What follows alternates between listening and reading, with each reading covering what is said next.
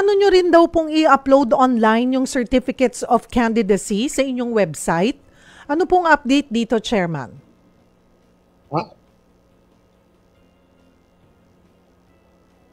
Atin po ni-recommend dyan, Ma'am Cheryl, sa Commission and Bank, sa atin po kasing palagay. Alam niyo po, public documents, dapat nalalaman ng mga kababayan natin, nalalaman ng mga constituents natin, ng ating mga botante, sino tayo. Tulad po ng aking sinabi kanina, maganda po talaga na nalalagay natin sa website at ginagawa natin public yung mga certificates of candidacy ng lahat ng kandidato upang maging, alam niyo naman, transparent tayo. At number 2, para makilala at malaman talaga ng mga botante, constituents natin, sino ba talaga tayo, saan tayo pinanganak, ano ang present address at residency natin, ilang taon na tayo sa residency niyan, ilang taon na ba talaga tayo, at tayo ba'y Filipino citizen o hindi.